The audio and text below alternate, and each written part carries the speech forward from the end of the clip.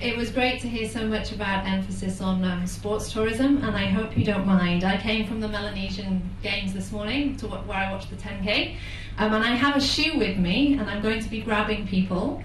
The Suva Marathon is in 2 weeks, on the 23rd of July, and Talanoa Treks is one of the people on the organising committee. We were privileged to have the Minister for Health, who ran the 5K warm-up with us last weekend. And we would very much encourage all of you and all of your business houses to have teams. There's a number of corporates in Suva who have internal competitions that are happening between their various divisions. It's NCD Awareness Month, so no better time to sign up. And with that in mind, you've been talking about expanding the base.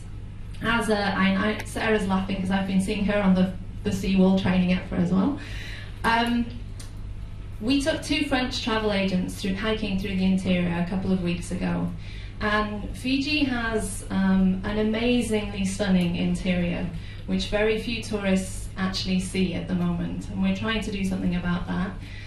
What they said to me was, not only was it an amazing cultural experience, but when you go hiking in New Zealand, and I'm sure you've all seen the stats on how much New Zealand hikers spend when they're in New Zealand, which is a phenomenal amount as an individual spend, you can find at some amazing hikes. What they said was they had never experienced hikes where they saw no single other hikers on the trail.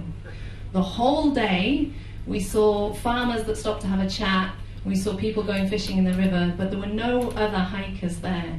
And so for us, this is obviously something that we're trying to do a bit about expanding the base of the economy too, and we're very grateful to the government for the support that we've received to date in terms, and we'd very much like to, I didn't get your number, Honourable Minister, when you gave it out, so I will come and chat to you about that later. But Suva Marathon 23rd, thank you, and sorry for taking up the floor. Yes, Mark? 2 questions again. Or 2 comments, 2 questions again. The first one is, 2 years ago, Bobby Monahan had a debate about women in business, and the topic of the debate was the hand that rocks a cradle can rock the boardroom. That was the debate, and there was a for and against. At the beginning of the debate, there was a vote of those who attended, and it was for or against, so the vote was 60 for, and I think it was 20 against at the beginning of the debate. We were able to convince everybody at the end of the debate that we won the debate, that the hand that rocks the cradle cannot rock the boardroom. And what it boils down to is that the workplace has been designed by men for men. Now, how do we change that? Well, let me tell you an experiment we're going ahead with at my place. With the aid of the MDF and APTC, we are building a child minding centre at my workplace. There will be initially 30 children who will be allowed to use that facility, and it will be used as a centre of excellence for teaching early childhood venues. So we're talking about between the ages of 2 to 5, before they go into primary school. The logic is, many women are not able to include themselves in the workforce because of their children. There's no safety for their children. There's not much child minding facilities around the country for now, though we are moving in the right direction through your budget announcement that I think that's going to be improved. So will your ministry take up the project that, as this budget has indicated, a 300% rebate for those who need to be employed? And you remember, by putting on this project, it really doesn't reduce my cost of business. Indeed, it increases my cost of business. But will the government be forward-thinking here and try and look at this project and see whether it can be replicated throughout the workforce in Fiji, that large organisations can get some form of relief if they actually set up early childhood centres within their organisations to allow women back in the workforce earlier, otherwise they would have to wait until the child goes to primary schools. That's the first one, the first request. Long-term project, but I think utilising that resource would certainly help us develop the other half, or the better half of our society, to incorporate themselves into the economy sooner. The second one is that many of you may know that I am fortunate enough to drive the second electric car in this country, fully electric. I go to work every morning, I plug it into my solar panels, and I get fully charged by 2-3 hours of sunlight charging my car. It does about 120 odd kilometres on a full charge, and I've unfortunately bought a backup system which runs on petrol, but I've never used it in 6 months since I've had the car. So it's a pure electric car, this thing. I noticed in your budget, and strangely, for the two electric cars in the country, you've allowed some sort of investment potential for those who want to set up car recharging within the country. Great forward thinking, but with only 2 cars currently in the country, I'm hoping there'll be a fleet, or if not hundreds, if not thousands of cars like we see the Priuses, but pure electric car. And again, I'm asking the government, would you consider upping the ante again? I know you're giving a duty-free entry for the cars, but looking at helping out, providing solar panels that can be charging the cars, absolutely recyclable energy. Can you imagine the roads of Fiji, or imagine when you're flying over Suva and seeing every roof, domestic and factory, having solar panels and cars being plugged into them rather than importing so much of our fossil fuels. So there's two issues again I throw at you, the government for potential, well forward thinking, 20, 30 years ahead, that Fiji should encourage as many women as possible in the workforce by changing the rules of how we actually employ women, allowing children to be looked after in that period of time. And the second one is long term, 20 years time, I'd like to see at least 50% of the cars in Fiji fully electric. The issue about systemic issues or prohibiting women from fully participating within the workforce because of certain mindsets that we do have, which is sort of fairly patriarchal in its nature, is no doubt something that does exist. How I assume philosophically, of course, agree with you.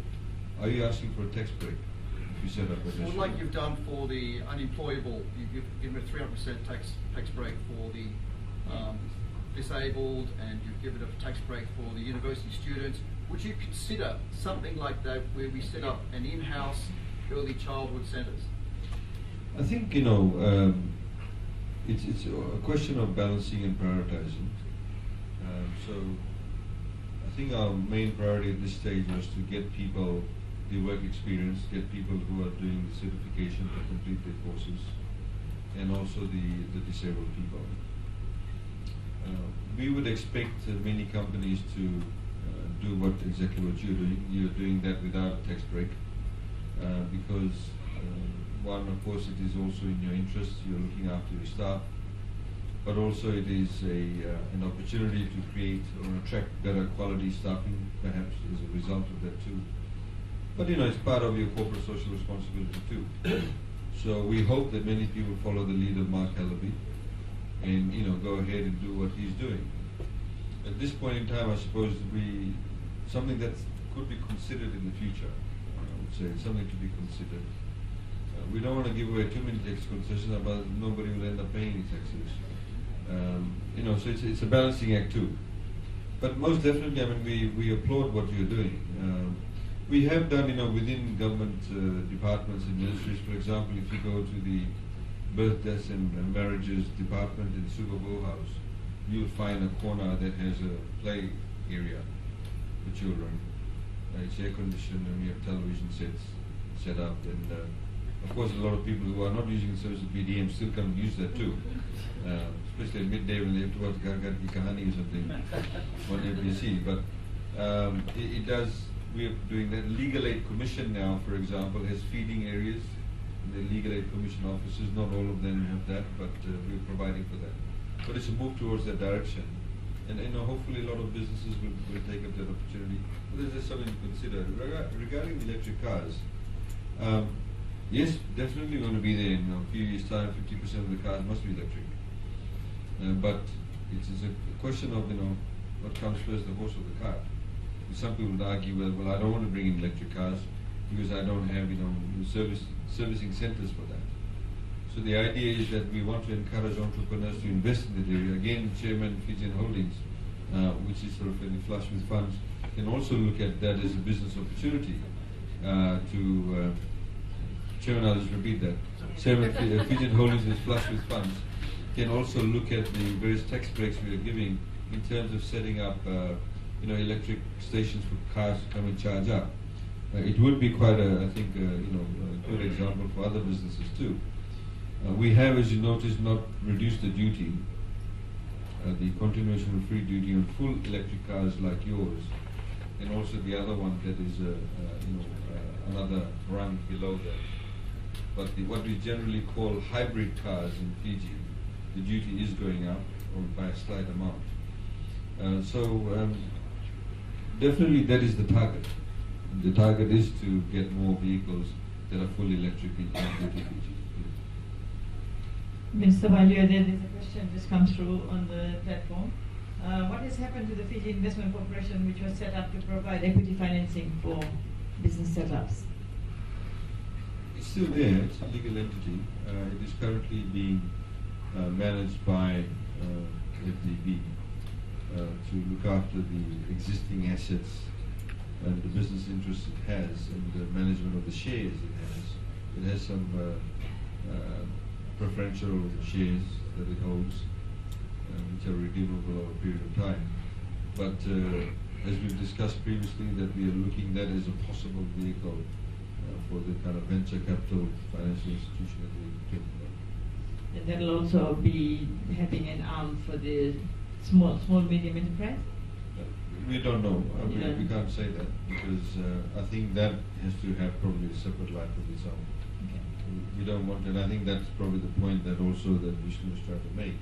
We need to have some focused attention. If you're going to start have a high risk financing mixed with small to medium enterprise, they have different needs and demands. But the point we also want to make is that government has been offering 50% guarantee on loans that small to medium enterprises take out from mainstream commercial banks. And so far, a total about $70 million? $81.5 million has been lent under the scheme directly by mainstream commercial banks to small to medium enterprises. And I think they've only called on the guarantee for about $37,000. So it is working well. Thank you. This in regards to most of the businesses that are not registered. It's just a suggestion, something like FIRCA and FNPF, they go around during road shows, registering the customers. Just a suggestion if there can be road shows by the government or incentives for all those businesses who are not registered to come forward and register. Probably a grace period where they may not be charged. Practically looking at it, somebody coming all the way from Tavu or Kiriki to Suva to register their business. There's quite a lot of businesses who are not registered. So just a request from the government. So how are you saying to help them to register? Just to have road shows around the country, probably staff companies, or you can involve town councils or chambers of commerce for people to come forward and register their business. And maybe a grace period where you waive all the fees. I think it's quite nominal amount, $3 something. Maybe after a period of time they can pay the fees. So we can also compare with team registrations, where it was made compulsory, so maybe in a similar way. Thank you. I mean, we also have said to FIRCA, to the acting CEO, that we think that FIRCA needs to do a lot more in terms of just even publicizing what are the various initiatives and schemes available under FIRCA. In the budget consultations we had, we found that many people were asking for incentives that we were already offering. So there's a general lack of awareness, even with Ministry of Finance and the general government ministry, other ministries, we have said that there needs to be more awareness. You'll actually see a budgetary allocation of $500,000, I think it is, in Head 50 to have more awareness about government policies. The other point though also in government services, the other point also is that we don't want, as we've said now, we made a policy decision in doing roadshows, for example, in the Maritime Islands. You'll find, for example, that health will go out separately, then agriculture will go out separately, and cooperatives will go out separately. What we are doing now, we've also alerted the permanent secretaries in the next couple of weeks we're meeting up again to have a organized calendar where everybody goes out together. On the boat, you get all the ministers together with the division commissioners and do the roadshow. Similarly, on VT level, level, we would not want FERCA to go out and do one, and then FNPF to go out and do one. We'd rather that all of them went out once. You could have, for example, industry, trade, FERCA, and FNPF. So you get everything, at once. But thank you for your suggestion. I think the captains of the industry also have a role to play, because that's what nation building is all about. Malaysia, China, India, I'll come to distributor supply finance in a minute, but whether it's Tapus or Punjas or Vinod Patel, let's not forget the fact that they were SMEs at one time. What are they doing to build the SME sector in the country? I think they have a role to play. It's not just for the government or the Reserve Bank or financial institution. They should be mentoring, counseling, coaching.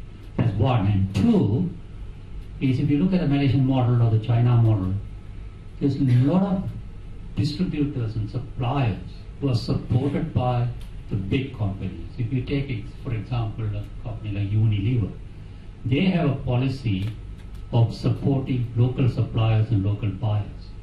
For example, buy coconut oil, because that's required in cosmetics in Sri Lanka, for example. So how do you help? And financial institutions have a role to play in that as well, because then it becomes a three-party arrangement between the supplier, the bank, and the buyer. As long as there's a binding contract between Unilever, for example, and the supplier of coconut oil, the bank can actually play a very, very, very effective role. You don't have to look in terms of security, because you know where the repayment is going to come from, you know what the underlying transaction is. So that's the kind of thinking process we need if we want to build, because believe it or not, I think Fiji can only be built by supporting SMEs and medium-sized enterprises, because it's a small economy, small country, but effectively managed, well governed. I think prospects are very, very good. So there is a role for, if we want to play in this process. It's not just for financial institutions. That's my point.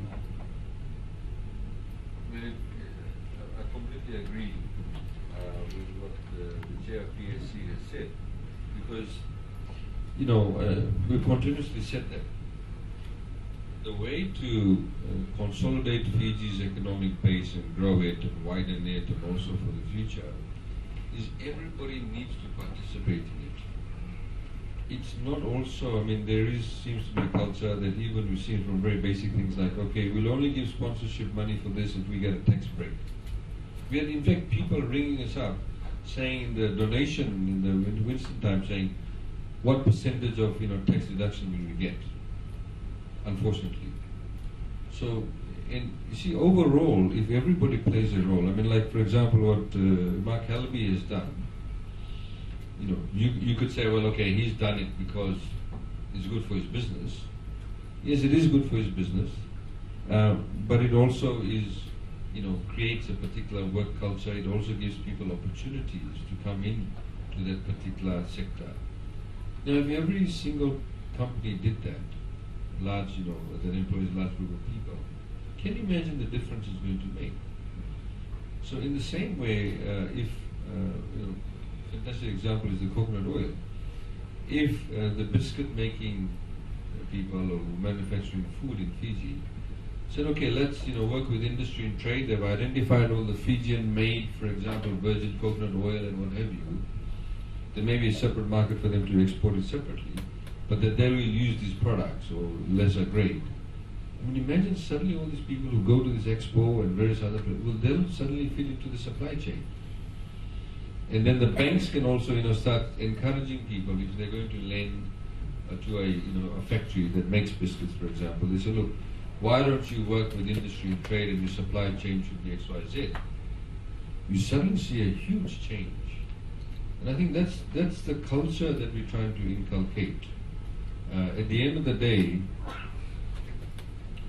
it is not just, from the nation building perspective it's good, but also it makes commercial sense too. Yeah. Because if these micro enterprises are going to grow and they become more profitable and they have more money in their hands, I mean, they'll have to spend it. So if you are a shop that actually sells cameras, you get more potential customers to buy cameras. I mean, it creates robustness within the economy. I mean, the same way that I've said at the tourism forums and various other forums, even to people over here, that in Fiji we've again had a very kind of dichotomous approach that certain laws, certain issues are only to deal, with the NGOs and government. I mean, even things like domestic violence. Continuously say this. The reason why we have a high rate of reporting incidents of domestic violence now is because the law has changed. People feel a lot more confident to come forward and report not just domestic violence but sexual assaults, because the protection by the law is there. But at the same time, 80 to 90% of the people who actually, when you go and stay at a hotel in Fiji, who wait on you, who clean your toilet, who sweep your room, who make your bed, are women. If they are being bashed up the night before at home, what will be their level of productivity the next day? Purely from a commercial perspective.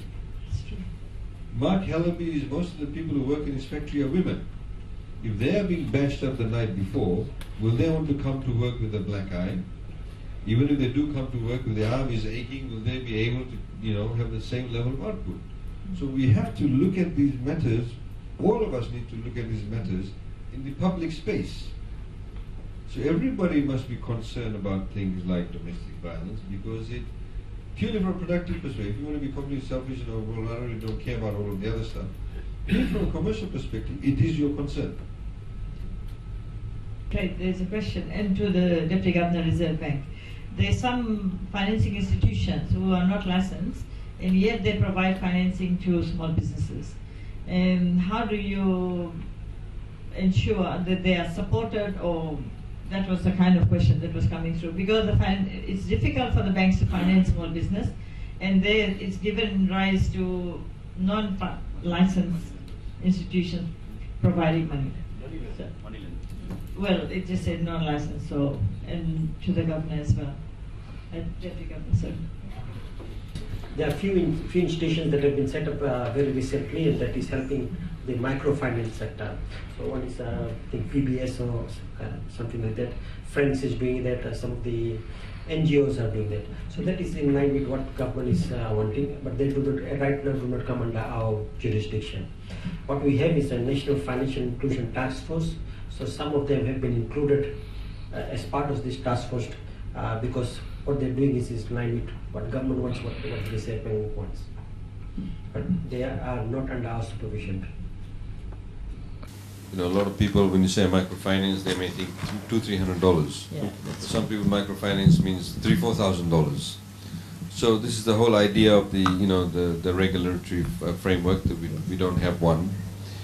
What we have just been discussing actually addresses that issue.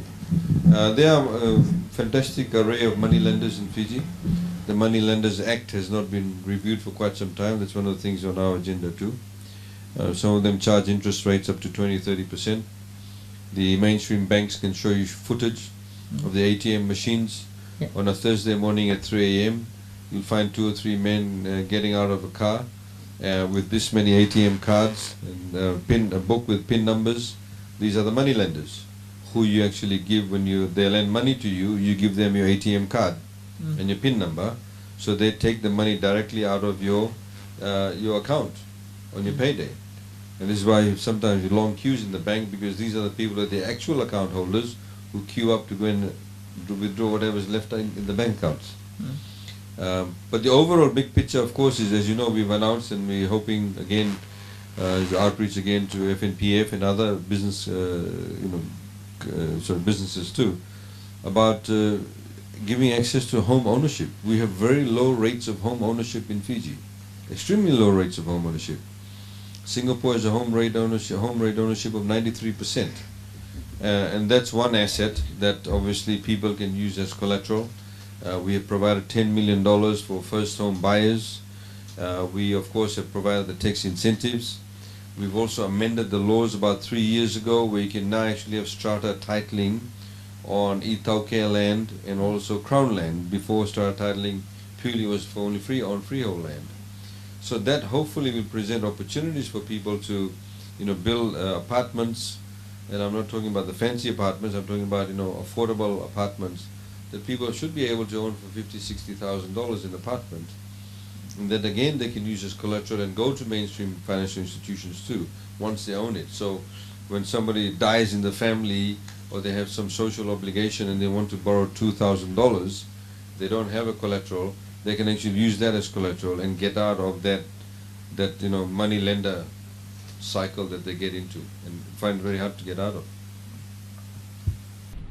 I must thank the Minister of Economy for managing Fijian Holdings for most of the time. And comments is noted. Thank you very much. My question is really directed to the Minister of Agriculture and Rural Development. With regards, I'm wearing the Fijian Holdings hat. I've got another hat. I will mention that later. With regards to rural development, the Fijian Holdings is always the view to go with an international company in terms of for association in developing Fiji. And one of the things that we look at is the dairy. And we have, myself and my group CEO went to Israel to look at the dairy, and one of the companies there, LNR. So we have been working on that, and then they are willing to come with us because with them they bring the expertise and the management skills with us. We will provide the land and all that. So they are willing to come, but the problem is that they can get dairy farms. It might help small farmers with their expertise. But the only problem is that they can produce the milk, but in terms of processing, they want to be part of that. With the young people, I mean, we've been working with CJ Patel, so we've been talking. Is there any way that we can, as the Minister can assist us, we work together, or something like that, so that we live the dairy farmers in Telem from your area, Minister, so they can assist. That's one area that I just want to ask whether you can help us on that. I think the only assurance that I can give at this stage is we are happy to facilitate, because at this stage, and Ms. Ali would really know that the reform in the dairy sector was done a few years ago, and we've just hired two international from New Zealand to look at some of the issues that are outstanding in as far as the dairy sector is concerned. And there was just a meeting held 2 days ago between the Permanent Secretary Public Enterprise and the Permanent Secretary Agriculture, and I think Industry and Trade, we are all involved. Of course, I must admit the fact that Arvin as well is smiling, because I did call Arvin while he was in Sydney 2 weeks ago, because there's a lot of interest in the dairy sector.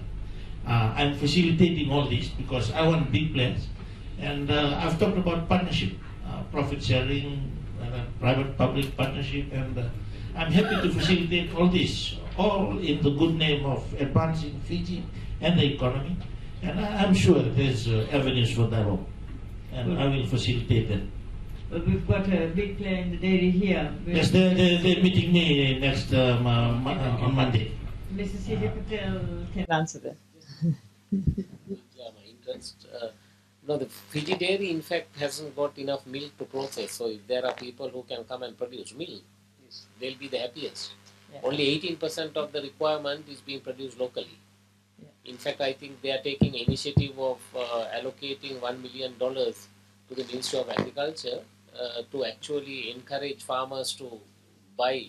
So this is like free money going to Ministry of Agriculture to buy the best milking cows. So if there are people to supply milk, I'm sure they'll be the happiest. That's true, Ajit, because 35 liters a day. Yeah. Like I said, the one we have here. The cows are and what the quarantine requirements are, whether that doesn't come under. Okay. But what I'm trying. There are 20 companies looking after all the securities in Fiji, and I believe security is a very integral component when we talk about building a nation or building economy. Yes, I believe most of those who are here today can be related to security. Why I wish to raise this up, I believe the security industry in Fiji has been very much neglected. I compared this like 30 years ago. Most of you probably be hiring security guards, security patrols, maybe $2 an hour, $2.51. I think that was legalized by the government 3 years ago, which most of the companies compliant to that. And 30 years ago, it was $1 compared to Australia and New Zealand. If we compare the amount they're paying their security guards, it's about $15 to $20 an hour. And as we are trying to get up to par with the global trend, we are so poor in that. We talk about the security of the golf in Nandi. We talk about all these sports. We talk about these people who are securing that events. You know how much they're paying them? $2 an hour. And we make huge profits, millions of dollars. Why I need to raise this up? Sir, I think we are modernizing. We are trying to revitalize this industry. It's been 1 year. I just been with the industry now for 1 year. And we're trying to modernize. We're trying to standardize. We're trying to go with the government vision now to help this industry come up. Yeah, and I'd like to... Yes, sure. I'm sorry. I think we got your question. I think Minister for Trade, if you could respond to that.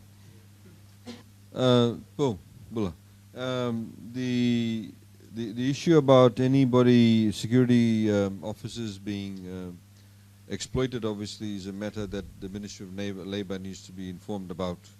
If the security workers are being exploited, we need to report that. We're quite happy to help you to facilitate that if people are being exploited. But you may also recognize the fact that only a few years ago, security officers working at night were paid like 99 cents a unit. 99 cents, sorry, an hour. Some were being paid as low as 90 cents an hour. And we had the Ministry of Labour look at that, and the rates have gone up. Of course, now the minimum wage is $2.32, but also from what I understand, and I stand to be corrected, that the security officers may now be brought into a different wages council. So different wages council have different rates of payments, but most definitely if you think there is any exploitation that's going on, please let us know and we can address that. I have a question. For the business community. It's more of a challenge, and I hope we can do this, because one of the things that we have found is that we have provided numerous incentives and numerous provisions for businesses to benefit from. Many have benefited from it, but flowing on from what the chairman of PSC is saying, we need everybody to support budgets. I think there's one simple way that business houses in Fiji can support the budget, and that is if your businesses actually put out an advertisement in the paper. We don't care which newspaper you put it in, it's your choice. And you put out an advertisement to say that as announced by government, that all these incentives have been announced regarding employment, part-time employment, workplace employment, disability employment, that your company is offering positions in your organization for people to benefit from this. You don't have to say we'll take 100 people on or 2 people on. But if you made that announcement and said that your company wants to benefit from this, you're actually sending out a very strong and very positive message, not just in terms of supporting the budget per se, but saying to the people of Fiji that these incentives are available, and then people will also, say, oh look, the business is actually participating, they're also interested in creating employment. Because believe you me, as part of this sort of nation building process, we need to also get rid of the stereotype images that people have of the private sector, of the trade unions, whatever the case may be. So everybody needs to be seen to be working in the marketplace and contributing. It's only going to cost you one advertisement in the newspaper to say that. So, my question is, will you do it? Will you include it in your communique this afternoon? Minister, and then can we have a follow-up and see how many companies have done it? Minister will, actually the Chamber of Commerce will put it on our website. We'll put it on our website, and of course I'm sure employers will I think the Chamber of Commerce must urge its members and recommend, not urge, but say to its members that they should do it. Okay. Yeah. It's not good just putting it on a website. We actually want to see the advertisements come out, because not many people will access your website. So we want a student who's studying at USP or FNU open up the newspaper and say, oh great, these people are offering it, I want to apply. Yeah. Okay. We will put a very strong message out, Minister. And no, but I mean you can urge your members to do that. Yeah, we will urge our members to do that. In fact, I've already spoken to 2 large companies in Fiji, and they have agreed. This morning I spoke to Tapus about it. They've said that they'll send a draft advertisement to see whether it complies, and they said they will put it out. I've also spoken to Punja and Sons about it too, and they have said yes, they will also do it. So I am saying that you can all make your commitment, whether it's a garment manufacturing company, whether it's FNPF, whether it's CJ Patel, whether it's Tower Insurance, whoever it is, they can also do that. Because you are contributing. I'm not saying you have to hire dozens of people. You may hire 5 people. No, understand. But do hire somebody. We will put it out as a Chamber of Commerce and urge our members to do that, Minister. Unfortunately, I can't commit for the other employers, but we will urge all our members to do that. Absolutely, we will. And we do have a communique coming out, which we will put in the papers as a paid advertisement, just in case the media won't want to put certain aspects of it, which I've had experience with. So we will make sure it's a paid advertisement, paid by us, so that it's printed the way we want it.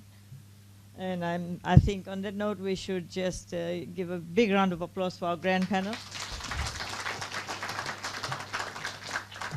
Thank you very much to Minister for Finance, Minister for Economy, and Minister for Women, Minister for Trade and Investment, Minister for Agriculture, Sarah Jane, GM Tower Insurance, Vishnu Mohan, Chair Public Service Commission, Chair FNPF, Ajit Kodakoda.